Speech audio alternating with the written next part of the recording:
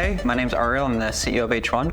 I'm here today with Robert Stevens, who's a pioneer in digital medical affairs. I got to know Robert right before COVID hit, and we were just talking about it. He was on a call in Basel. I was in New York before we knew the world was about to change. Robert's been a pioneer in med affairs for 15, 20 years. I got to know him during his time at Novartis. I know you're consulting, working with other companies now, but excited to be here with you today. Thank you. It's great to be here. We look forward to the conversation. Yeah, so today I want to talk about changes in med affairs, trends in med affairs, how AI is going to take over our lives in the world, about yourself, how you think about leadership, how you think about being a leader in pharma, working in the pharma industry, and everything else that comes along today. So to start, how should companies think about the impact of med affairs? It's like the age-old question. I know it's been asked a million times, but how do you think about it? You know, it's a really important question that has to be wrestled with. And I say that because across my career, I've had so much experience with meetings where different issues are going on, and people would ask, is this how you're going to measure medical affairs? It's like there's this target on the back of medical affairs as a function to prove itself. The irony, I think, is that when you look at the commercial model with script data, sure, script data is really meaningful and important from a business perspective, but pharma companies really care about patient outcomes. How do we improve the lives of patients? Real world data can do that. And a lot of the medical affair activities, for example, raising awareness around disease education, differential diagnosis, we could look at real world data to really demonstrate the value of medical affairs. The question really is, are companies doubling down strongly enough on data to do that? How do you, if I'm the CEO of Merck and I have a drug that treats non-small cell lung cancer, and there's the same mechanism of action that AstraZeneca and BMS has, I don't want to be paying to improve BMS and AstraZeneca. Like, how could you say medical affairs' impact is better patient outcomes if it's not related at all to the company and it's more about the industry? Yeah, sure. Look, I often think about the quote when that question is asked about a rising tide floating all boats. The reality is, despite the competitive nature across companies, we all want better outcomes for patients. These are our family members, our friends, our neighbors. So yes, I understand the competitive aspect of it, but one of the things I really am passionate about with medical affairs is that if whatever company I would work for, if I did something that educated a doctor more effectively and they prescribed a drug for a competing product, I still did my job effectively because the patient's outcome is bettering. It's not a naive response. I get the business aspect of it. The business aspect, like it wouldn't have any elements related to your business. It would be around the high tide, better patients move to new medicines, new technologies. You wouldn't have it be like, they move to new technologies and more likely move to mine? Listen, I'm not saying it's not important. It is important. But the reality is that there's certain limitations that medical does have, at least today, around what data it can utilize, right? So we know medical can't look at script data the same way commercial can. So that's why I'm saying, the concept of the rising tide floats all boats. In that particular instance, when there's competitiveness, the idea is that, look, there's plenty of ill people around the world. Right now, we get in more and more niche disease states. It gets a bit more complicated, but that's where I think medical can really differentiate itself. And just focusing on better patient outcomes is the orientation. And would you do that? How would you mentioned RWE. Do you think it's actually possible to do that now? Do you think companies globally or just in the US? So I think, it depends on where you have the data access, right? So we take US where there's really good access to data. Every medical, it was just in the McKinsey 2030 paper that came out recently. If you think about engagement, every single medical affairs organization that's working on an omni-channel strategy must be data-driven. If it is not a data-driven engagement model, it's ultimately going to be a waste of time. If we don't have data driving the omni-channel engagement with customers, HCPs, what is it based on? And do you feel like a lot of companies today have a data-driven omni-channel approach? So there's two problems. The first problem is, look, you can look on LinkedIn, there's so many digital medical affairs, data jobs, omni-channel out there. It's great to see. I think that there's some companies that were earlier in the transition into a digitized medical affairs department. But the reality is that there's this over proliferation, if I can say that, of channels, right? So it becomes more about quantity of channels and not the quality of channels. So when you link up quality channels with real world data and you have a loop that keeps circling, that shows that the initiatives you're driving from the engagement perspective here, right, are resulting in changes in RWD that either validate or correct what that company's strategy is. Does that make sense? Company strategy is like improving patient outcomes and like measuring if they're seeing better patient outcomes around the indications they're focused on. If there's like if a medical affairs team has like, let's just say, a strategic imperative, that its idea is to educate HCPs that this class of drug is more effective, right, than this class of drug, or whatever it might be. Yeah. Yes, RWD can ultimately help substantiate that, because you can look at things like, are patients getting diagnosed sooner? So we were chatting before this about how to build teams, because what we're talking about is new. If you think about med affairs past 20 years, they didn't really do a lot of this stuff. And so a lot of the things that you're mentioning is going to be new for a lot of med affairs organizations. How did you build teams, digital teams in med affairs? Like, how'd you interview people? What'd you look for? What do you think led to successful hires, unsuccessful hires, and hiring for digital med affairs? New role, whether for the new role ministry. I'd like to get your take on that. So I love that question. Look, I'm a non-MD, non-PharmD that's in medical affairs, right? And it's more of an anomaly. I like to look at digital transformation from a behavioral perspective, right? I've always talked about the need to be proactively innovative, not reactively innovative. So I'll give you a quick example, then I'll go into the hiring and leadership. When I had my last global role, someone asked me about developing a chatbot for medical information. And I said, in a story I would always tell my team. Pre-ChatGPT or? This is years ago. Years ago. Yeah. And I said, wow, it's a great idea. Have you ever used a chatbot? And they said, no. And that's fundamentally one of the issues with digital medical affairs, is that the mindset isn't really, or hasn't been as open to truly innovating from a digital perspective as it is now. So now the time is right. Now, it's important that medical affairs organizations get the right players in place. So I'll give you a good example. When I interview people, one of the questions I often ask is, okay, AR versus MR versus HR versus VR for MOA. They teach that in pharmacy school? No, they don't. But what I'm asking for is virtual reality versus augmented reality versus haptic reality versus mixed reality. Which would you use to demonstrate MOA, mechanism of action? The answer, there's not really a right or wrong answer, but it's more in the thought process. Because what I'm looking for is talent that can think through in a mature way digital solutions. If someone jumps out and says VR, they're not anticipating what the purpose is, right? If you're in a large audience, is VR better than AR? Maybe. You got to articulate it. And I find that most people can't. If people can articulate, probably going to hire that person. If I'm building a medical affairs, I'm a medical affairs leader, I'm CMO, VP Med Affairs, or VP of Digital Med Affairs, where do you find those people? Like, what does their background look like? Yeah. These pharma people, these tech people, who are they? So, there's a big push I've seen in pharma to hire people from companies like Netflix and Google and Meta. Yeah, I think it's great.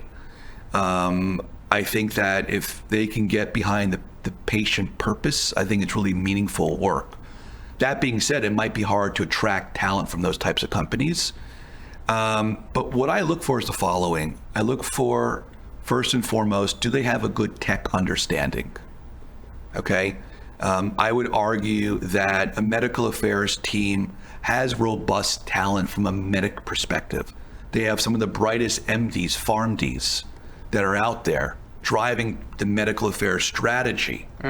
But understanding tech and why and how we should use it is something that's not as easy to find. So you may have, let's just say, an MSL that is a tech enthusiast, right? Like a PharmD, but they love using technology. Yeah, so they have the Meta headset at home. Yeah, they love that type of stuff.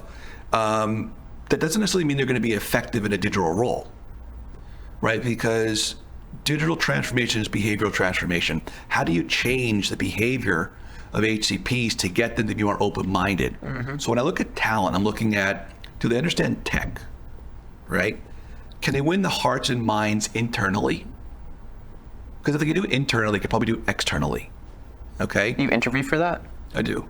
How do you I want to know how you interview for that. How do you Well, you ask them stories. I mean, to me, interviewing is very much storytelling and sharing. I mean, the reality is someone's CV could be great and they just can't tell stories. To me, if you're going to drive change in an organization, you have to be able to tell a compelling vision and be a really good storyteller. If you can't advocate or convince someone, I mean, when I was doing digital campaigns years ago, it was very hard to go into a medical team and say, hey, there's a startup company that's like an Instagram for doctors. We should use them for medical education.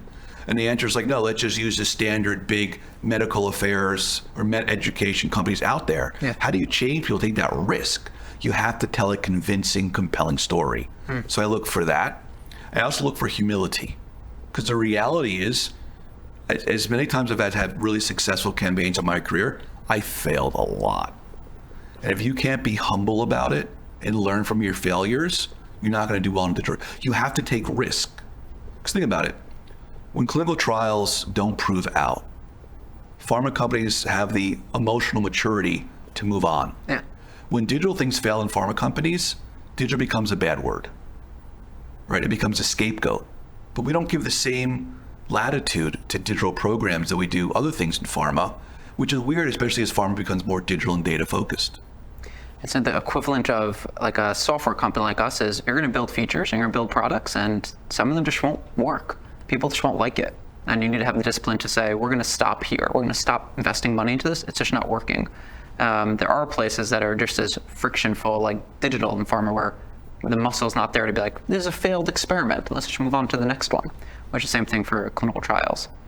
Okay, so we talked about how to build a digital team, what to look for if you're building one. Can you talk about some of the macro trends you're seeing in med affairs organizations, top 20 pharma around the industry? Yeah, so a couple things. First thing is, I'm going to talk about some things that medical affairs needs to pay attention to, okay? First and foremost, I should say first and foremost, but really important is digital health literacy. And by that, what I mean is a medical affairs organization that's going to double down on digital and data, omnichannel, connected to health, and has to invest in its people so they understand digital health. The problem, which I've seen, is when a digital team in a medical affairs or commercial or development function, the people there aren't necessarily given the right materials to train and learn. They have to be given that. Otherwise, they really can't take hold of what's external. One of the trends is digital literacy, both internally and externally. One of the gaps is that we get so focused on how to use digital externally that we don't really look at how to use it internally to optimize, whether it's field medical, whether it's governance, whether it's ops, right? There's great ways we can use digital to make the clinical trial ops process much better. Budgeting, procurement, whatever it might be. But medical affairs organizations, pharma companies in that general, if in that matter, focus too much on the external. They need to focus just as importantly as the internal. So digital literacy is, I think, something you're going to start seeing more investment in, and medical affairs departments probably paying closer attention to, because if they're going to really invest, they have to improve the digital literacy internally and also work on how to do it externally. If you're going to go out to physicians and use VR to educate on MOA, if VR is completely foreign, people don't understand why it's being used, will it be sticky? Maybe, maybe not. So digital literacy. The second thing I think is, look, obviously Gen AI, ChatGPT, this is all the rage. I know you guys are doing some really cool stuff around it. I think what's really important and interesting to look for is when insights from development can better connect to medical affairs and vice versa. When we can really pull together, because look, there's Gen AI use cases in development. There's Gen AI use cases in medical affairs. For example, mining insights from MSLs, combining with MedInfo and seeing what could be, generated from that. But what if you can actually put it together with development data, stuff from CRA sites? Then I think it becomes really magical. So I think one of the other trends you'll start seeing is closer, even more than previously, development, medical affairs working more closely together, especially as it relates to insights and analytics. It's interesting. I was at a conference last week in Boston. The chief commercial officer of Moderna was on stage and saying, medical and commercial is moving closer together. And I see other companies move medical and commercial closer together. And so you mentioned medical, clinical. So I'm also, yeah. So you're seeing both? Yeah. So what I'm saying is the medical commercial collaboration is one that's so important. There's been this like firewall, which we understand in place, but it's actually discouraged collaboration when it's really enhanced collaboration. So yeah, look, if you think of, McKinsey does this in their 2030 article, right? You got the R&D, you have commercial marketing, and you have medical. These are like the kind of the trifecta, if you will. So yes, what I'm saying is, I think development and medical should work more closely together, especially around insights and analytics. Bridge that more. If they're not already doing it, do it more. If you're doing it now, how can you do it better? But also on the commercial side. The reality is, I mean, this is actually another area. When you think about external engagement, scroll through any journal, digital conference, it's commercial and medical, medical. Yeah. What about development engagement? Like CRAs, people going to site visits. I mean, a lot of these physicians are participating in trials.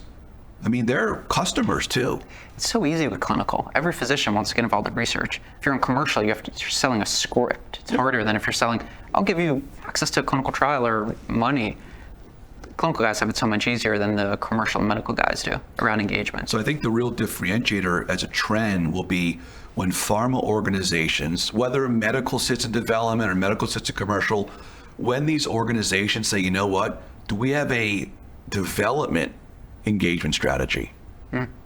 Right? It's not just about clinical trial awareness or getting doctors to trials, but how do we start looking at them from a really overarching omnichannel approach? Because a true omnichannel is looking at development, medical, commercial, analog channels, digital channels, right? And then the quality of those. Across the board. Right. So the life of a doctor has only gotten harder. It's crazy to me who wants to go through 12 years of additional education after 18 years of education to get to the point of when you're a resident, and then you go to a fellow, and then you finally become a doctor, and you get woken up at 2 a.m. to do surgery. The life of a doctor is a hard life these days, and everything that's going on, and the administrative burden, COVID and burnout. How do you break through to them, being in med affairs? Like, what do they actually care about? Because these are human beings with lives, with families, with a job. They're trying to help patients. And then you're a pharma company trying to get in contact with them. Yeah. And you're the last on that list. Yeah, it's true. So what do you actually do to connect to these people that you're just not the first thing they're thinking about? That question is a fantastic question because it's something I'm really passionate about. I would spend a lot of time riding around with MSLs, meeting with different physicians and just listening. And even in my own life as a dad, and taking my kids to the doctor, it's clear I've had doctors say to me that they're, burned out or tired or this, they're overwhelmed, blah, blah, blah. They don't like to practice, etc. So let's look at data. There's surveys out there, and I forgot the name of one of the societies, but one of them had something on physician satisfaction. And I've been talking about this for a long time. Something like 51% of all physicians in the US would not recommend being a doctor to their own kid. Yeah. Something like 80% feel burned out. The numbers are staggering. They're all feeling burnt out, yeah. You know that something's wrong if, at least when I was growing up, you want to be a doc. It's like a very... You're going to be a doctor, engineer, lawyer, exactly. accountant. Yeah. Exactly. Now you have doctors saying, no, don't do it. Don't. No. 86 to med school, Yeah. ZDog MD actually, who is really quite an influencer out there, he talks about this a lot, right? The burnout, which is really important. He does it in a way using music, which I think is awesome. Look, I had a doctor one time say to me, look, the problem I have with pharma is that here I meet with you, and then I meet with this person from that company, that from that company, and it just eats up all this time, and I already have less time with patients. So I would advise the following. We have to look at doctors as people. Yes, they're doctors, HCPs, nurses, PAs, etc. We know what they do for a living, but they're people. Mm-hmm. They have lives just like we have lives. That's when I talked about earlier, the importance of quality of channel, not quantity of channel. Because the reality is this, pharma, med affairs, commercial, whomever, they have a finite amount of time in a day, let alone over a week, over a month, to really engage with that healthcare professional and maybe have some sort of impact. Okay, we have to look. Everyone talks about let's meet doctors and HCPs where they are. They're on their phones, conferences, blah, blah, blah. Yeah. But the reality is that effective enough. So I think any good customer engagement strategy starts with really good insights, surveys, whatever it might be, from those that they want to reach out to understand what are their pain points. We talk about it all the time, pain points in an HCP journey. See, it's a pain point, like educational gaps. They don't understand this. Yeah, drug, like, not reading journals, not being able to conferences, going to conferences, can't keep up with literature. Yeah, there's a stat I saw, which was, boy, I'm going to butcher it. In 1995, it would take a primary care doc 17 articles a day, 365 days a year, just to stay afloat of current practice. 17 articles a day? In 95. 4 tweets. So I have an actual number. There's 10,000 new pubs on PubMed every day. You're like that. Yeah, there you go. Across all indications, 10,000 new pubs a day. So I think we have to look at HCPs as people and understand how are they using technology.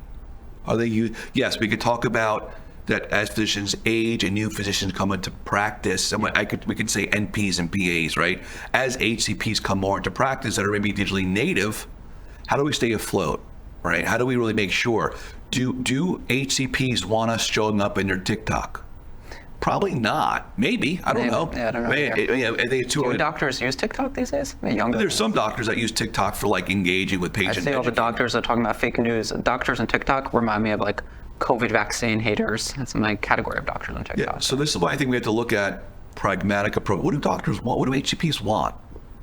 Right? We know about, they want unbranded content. They want disease education. They want to know about clinical trials in pipeline. Great. Tons of surveys from all different companies are out there exist, but how do we not overwhelm them? Pharma companies, med affair departments that will succeed with customer engagement will find ways that do so that work into their life, that they don't detract, they don't annoy them. They don't annoy them. They don't overwhelm them. They don't flood their inbox. Correct. So we spoke about if I'm building a digital medical affairs team or leading a med affairs team, how do we build it? It's from that seat. But there's dozens, if not hundreds of people who are like, I want to get to where Robert got to. A leader in med affairs, a leader in digital med affairs. What worked for you in your career to get to this point? What could they emulate? You mentioned storytelling, but what else was able to get you to this point? Look, I think there's always a little bit of luck in things because, when I've sat on medical leadership teams, you're mostly around very highly scientific, some of the brightest doctors and pharmacists I've ever met in my life. Look, a couple things. If I was sitting next to a peer, I think what's been my own secret, if you will, is tenacity and perseverance. I think that's something that I always had as a kid. I think about when I first got into this digital space, my very first project was with patients like me in 2007. And that was me calling up the Haywood brothers and saying, look, do you guys work with Pharma? Because we're doing a clinical trial. 2007, yeah.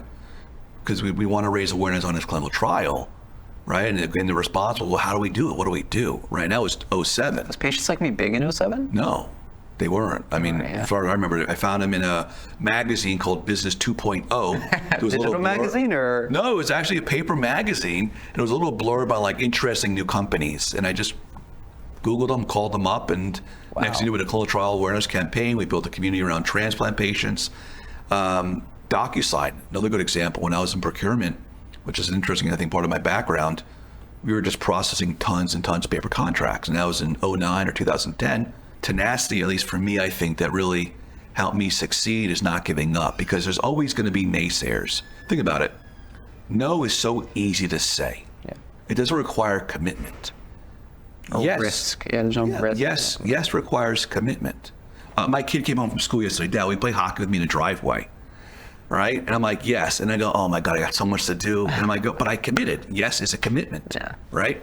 So the first thing I think is, a digital medical affairs leader, someone coming up, whatever it might be, they need to be tenacious and persevere. Because the reality is, as things come, think about when ChatGPT first broke in the news, and all of a sudden someone, hey, let's do ChatGPT, right? Yeah. You got to convince a lot of people.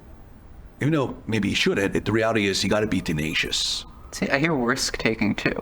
Yeah. I mean, you took a risk on a company that you found in a magazine that you called and said, I want to bring it into my company. Seems like risk taking, tenacity are two of the traits. It makes sense in this role. There's like a risk-oriented role. It's you're trying, you're experimenting with new things. So for the leader, new up-and-comers, tenacity, risk-taking, storytelling too. I mean, you mentioned story. You had to tell stories to bring in these companies into your organization. Yeah. No, I think you're right, because the reality is, if you put yourself as a medical director and you've worked in practice and you joined industry, right, and you really want to do really well and succeed and grow in an organization, and all of a sudden you have a digital team like, let's do digital, let's use data, right? And it's like, yes, we should all get behind that, but how? Yeah. And how do you do it so it's not a Me Too project? Because the reality is, every medical affairs team right now is saying, okay, let's do Gen AI, let's do ChatGPT, let's do this, everyone's doing the same thing. What makes one different, right, is to look at the trends. So I want to make this an important point. Look at the trends as they start growing. Look at the innovation adoption curve, right? You want to look at what's happening in technology early on. So one of the things I always used to do was look at patents, right? What patents are coming out? You read new patents? Yeah. And so we look at, I think it was don't quote me, I think it was 2015 or 2016, Apple filed some patent on AR, right? This was before the phone was like IKEA and you could look at the couch on your phone in your room, right? So how do you stay ahead of it, right? Now everyone does that. It's commonplace now. But the question is, there's always a way to search and find out what's going on. Well, look at what when you guys first came on the scene, right? And it was a partnership, right? We talked about how we could start looking at data as a way to really drive medical engagement. Yeah. Right? So I think it's tenacity. I think it's storytelling. I think it's persistence. And I think it's taking risk. And then looking where people aren't looking. It's like a Robert Frost poem about two paths diverge in the wood, and he took the one less chosen and made all the difference. That, to me, will be the recipe for success with digital medical affairs. Let's talk about AI. You mentioned it a few times. So are we all going to be poets and artists and writers and play in nature because it's all going to take over our work and we're all going to be out of job? You hope so? Okay, that's I hope be a writer. Is that yeah. Do you think that's going to happen? Do you imagine it being like an augmentation and empowering humans? Yeah. So how's it going to affect med affairs? Yeah. Okay. So first thing is this. Let's change artificial intelligence to augmented intelligence. Same acronym, AI. Yeah. Once we do that, it becomes less threatening. Okay? So what is AI? AI, right, as augmented intelligence, amplifies human capabilities. Okay, so we look at Gen AI, it'll much more quickly read, digest, and spit out a response across way more data sources than we could humanly do. It could aid us, okay? So despite the fear about AI replacing people's jobs, I look at it as it's going to augment. It's going to help us reprioritize workload. I'll give you a good example. A family member was in medical school, and they said to me, this is going back a couple of years, they want to be a radiologist. I'm like, dude, radiology, come on. AI is going to totally disrupt that. We don't need that. And he says to me, no, because you need someone to work with it and train it and make sure to stay on top of it. I'm like, no, that's interesting. He wants to be a radiologist to work with AI. And that's why he wants to be in radiology, right? So first, let's look at AI as, at least for right now, I can't tell you 10 years from now, but I can tell you we should approach AI in med affairs and commercial, wherever it might be, in packaging, wherever, as how can this help us perform better? Are there specific use cases? Someone's leading digital medical affairs, they're given the work stream, implement AI. What use cases would you be thinking, these are just no-brainers, I got to implement it here now? Yeah, next best action is one, right? And that could be for both field medical and then other areas of medical affairs. Omnichannel, know which content. So if we talk about next best action recommendation engines first, right? What's important there is the medical affair, people work in pharma are highly trained, they're professionals, right? They cost companies money. Yeah. The question really becomes, how do we make sure that we're using this medical affairs department to the best of their ability? We got to remove the administrative burden and tasks that they have, right? So if you think about next best action with the field medical organization, every medical affairs team if they have the resources, should put together a next best action strategy where their MSLs are getting real-time alerts on what's going on with their customers, publications, congresses, trials, whatever it might be. What's going on with data in their area? Is there a trend in patients getting less diagnosed, whatever it might be? So how do companies and medical affairs teams use next best action, incorporate real-world data from part like H1 into that so that we're automating decision-making to some degree, but we're giving them information that makes their interactions more precise. Okay, you're removing some aspect of randomness to it. Okay, so that's one example. Use case one, Yeah. Use case two would be around omnichannel. Okay, so yes, everyone wants omnichannel, yes, multi-channel, omnichannel, whatever. AI gives us the ability to synthesize the impact from different channels and then make recommendations to us on what a more effective channel approach could be. Optimizing channels using AI exactly. instead of a human looking at numbers on a screen trying to figure it out. Exactly, right. It removes the margin of error. Yeah, and saves time and... Right. Look, there's ways that AI could be used to mine insights from the CRM. MSL insights. MSL insights. Yeah, you have a human reading all these different interactions and notes right now. We could talk about MedInfo in the way Gen AI can really, speed up the response documents. I think is a good example, right? You still need people at some point. You have to pivot and have maybe a new construct. But whether it's insights, whether it's whatever it might be, it could be strategy, right? It could be ingesting all the various data points it has and then recommending the strategy in a certain disease area. I mean, don't forget, the result in Gen AI is only as good as the data it draws from. So I think, there's tons of opportunity, really. The one I worry about is the MedInfo one, where, all right, if the algorithm, the AI hallucinates, makes something up around an insight, it's fine, the business will survive. If it tells a patient or a doctor something wrong, I worry about that experience. I worry about that being posted on social media, and I worry a bit about that one, where the tech is now. I think in the future, that's going to get there. But that's where some of my fears around, like, if it gives you the wrong answer and you act on it, what's the cost? It's cost internally. Cost to a patient and a doctor scares me more. So I have some wariness about its use in like clinical practice itself, and some wariness where it's direct to a patient that doesn't have the knowledge that you have about the drug. Yeah. And you can give them some wrong information, which that's a scary thing for me to think about. Yeah, look, I think take any of these, apps like Waze or Google Maps, right? Where I live, there's a way to get to one of the highways much more quickly than it suggests. It doesn't pick up this little shortcut, right? Yeah, exactly. And that's where, I think AI is a real simple example, right? I bring it up because it's the human knowledge that helps here. So when I talked earlier about digital health literacy, you have a digital team in medical affairs rolling out a ton of digital activities. Great. But if you don't train the compliance team, you don't train the medical team, you don't train the MLR process on things digital, that's where we're going to run to the thing. So if medical affairs teams invest more in digital health literacy internally, digital tech literacy internally, right? There's always going to be some level of risk. And I agree with you. That's less than we want, right? Yeah. And we've seen examples with companies where AI has wreaked havoc on people's lives, right? So one, let's have a pragmatic approach, right? Just don't jump right into it. Yeah. Train people in terms we know so we can catch these things, right? But inherent, there's risk. There's risk in innovation. And we spoke about it earlier. Taking that risk is what's needed in this role to succeed. Experiment with it, see where it works, see where it doesn't work and it's too risky. Shut those down. The word pilot has become a really bad word. Yeah. Right? And I really disagree. I disagree wholeheartedly.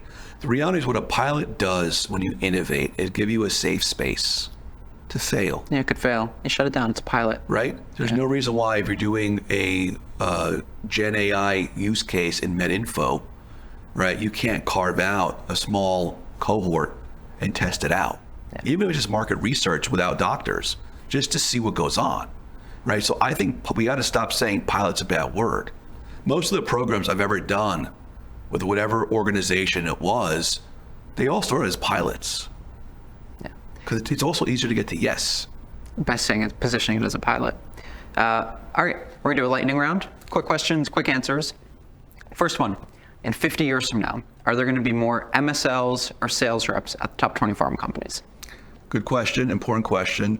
Neither. I think that there's going to be some new type of role that is a mix of human and AI, that based on perhaps changes in the regulatory environment, perhaps changes in the industry, will be something different. I don't think we'll have the same jobs in 50 years from now that we have today.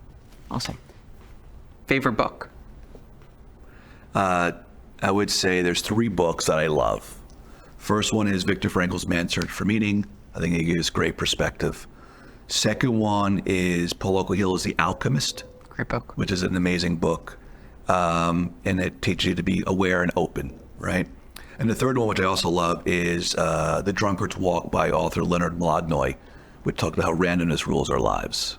I read 2 out of the 3. I got to read the third. I love the first 2. Favorite movie? Favorite movie? I'm going to say my favorite movie is Jerry Maguire. Show Me the Money. Show Me the Money. Show Me the Money.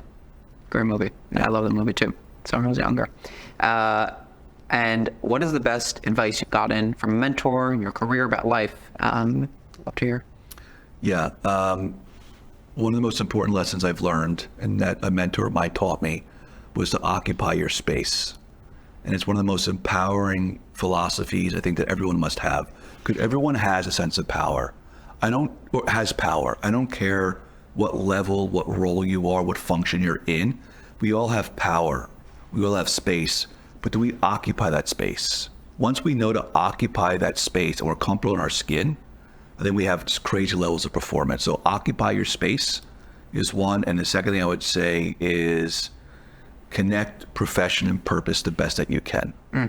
So you find meaning in what you do. If you don't find meaning in what you do, you're just not going to show up. You're not going to be engaged. You won't deliver what's expected of you, what you could do. You're not going to live up to your potential. You're not going to do a good job. People ask me, what type of job should I take? They have 2 jobs, 3 jobs. I get asked it all the time. I say, do the one you're going to enjoy. If you enjoy something, you'll work harder. You'll have a better output, and you'll just be more successful at it. And if one of them pays you more money, who cares? Because if you do a better job, you'll eventually make more money anyways. And so if you have purpose, you love it, then you'll just do a better job, and it's a better outcome for everybody. Yeah, there's one other thing which I'll say, which someone taught me, one of my first mentors, was people like helping people. Yeah. And even though I think along people's careers, you will find that not always the case, I do believe in like paying it forward. So I think if we are open to helping people, mentoring people, people like to help people, so to have faith in people is really important. Love that. So you heard it here. Have faith in people, how to build digital medical affairs teams, how to become a leader in medical affairs like Robert's become, how AI is going to be changing the world and some use cases in med affairs. I really appreciate the time today, Robert. Thank you for having me. I really appreciate the discussion. Awesome.